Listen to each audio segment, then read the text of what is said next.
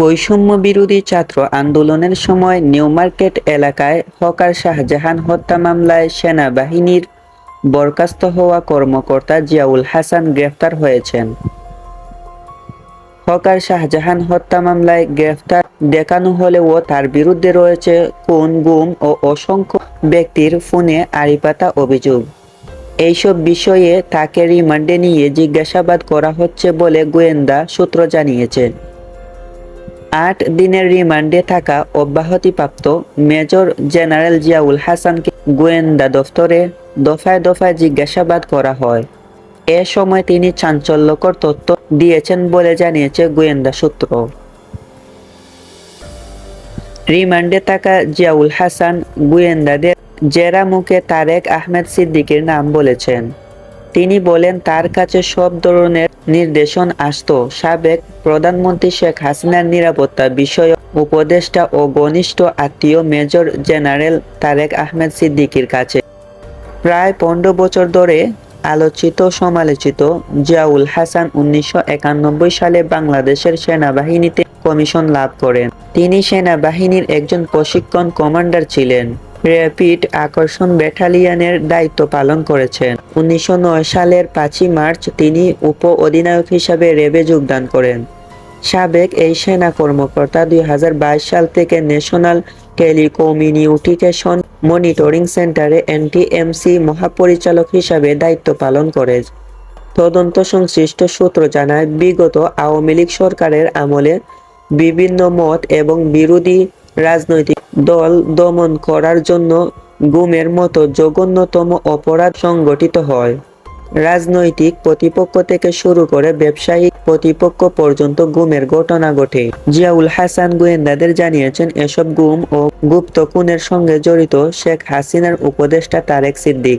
NTMC পররাষ্ট্র মন্ত্রণালয়ের আওতাধীন হলেও এটি নিয়ন্ত্রণ ছিল তারেক সিদ্দিকের হাতে। তার ইশারায় চলত এনটিএমসির কার্যক্রম। সূত্র মতে, আওয়ামী লীগ ক্ষমতায় আসার পর জিয়াউল হাসানকে র্যাবের উপপ্রধান হিসাবে নিয়োগ দেওয়া হয়েছিল। আন্তর্জাতিক সংবাদ মাধ্যমেও তারেক সিদ্দিক এবং জিয়াউল হাসানের কর্তৃক খুনের অভিযোগের বিষয়ে বিভিন্ন সময় সংবাদ প্রকাশিত হয়। প্রকৃতপক্ষে দেশের গুম ও গুপ্ত হত্যাগুলোর মূল অধিনায়ক হলেন শেখ হাসিনার আত্মীয় ও নিরাপত্তা উপদেষ্টা তারেক সিদ্দিক। সংশ্লিষ্ট সূত্রগুলো বলেছে, জিয়াউল হাসানের বিরুদ্ধে অসংখ্য ব্যক্তিকে গুম, খুন ও বিচার বহির্ভূত হত্যাকাণ্ডের অভিযোগ রয়েছে। মূলত ব্যাপক পরিসরের ঘটনা শুরু হয় তার হাত ধরে। সেটি শুরু হয়েছিল ১/১১ এরপর আওয়ামী লীগ সরকার ক্ষমতায় আসার পর।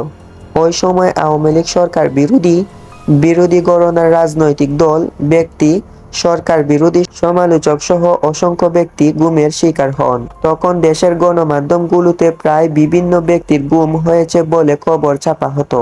ভুক্তভোগীর পরিবারগুলো থানা থেকে শুরু করে ডিবি, র্যাব কার্যালয় ধরনা দিয়ে ও নিখোঁজ স্বজনদের খোঁজ পেতেন না। এসব বিষয়ে জিয়াউল হাসানকে জিজ্ঞাসাবাদ করা হলে তিনি সাফ জানান, এসব ঘটনা নেতিপত্র রয়েছে তারেক সিদ্দিক। সূত্র জানায়, সাবেক সেনা কর্মকর্তা জিয়াউল ২০২২ সাল থেকে ন্যাশনাল টেলিকমিউনিকেশন মনিটরিং সেন্টারে এনটিএমসির মহাপরিচালক হিসাবে দায়িত্ব পালন করেছিলেন। এনটিএমসির দায়িত্বে থাকাকালীন একের পর এক কল রেকর্ড ফাঁস করেন তিনি। রাজনৈতিক ব্যক্তি থেকে শুরু করে আওয়ামী লীগ সরকারের জন্য হুমকি এমন সব ব্যক্তির কল রেকর্ড তার নির্দেশে সামাজিক যোগাযোগ মাধ্যমে বিভিন্ন প্ল্যাটফর্মে ছড়িয়ে দেওয়া হতো। তিনি এনটিএমসির দায়িত্বে থাকাকালীন সরকারের এই সংস্থাটির আড়িপাতা সক্ষমতা বৃদ্ধি করা হয়। ওই ক্ষমতা কাজে লাগিয়ে তার নির্দিষ্ট বিভিন্ন গুরুত্বপূর্ণ ব্যক্তির মোবাইল ফোনের আড়িপাতা হতো। এরপর ওই সব গুরুত্বপূর্ণ ব্যক্তির কল রেকর্ড সংগ্রহণ করে সামাজিক যোগাযোগ মাধ্যমে ছড়িয়ে দেওয়া হতো। এসব কল রেকর্ডের ওপর ভিত্তি করে রাজনৈতিক ব্যক্তি থেকে শুরু করে অনেক সুশীল সমাজের লোকজনকে গোয়েন্দা সংস্থার মাধ্যমে নানাভাবে চাপ সৃষ্টি করা হতো।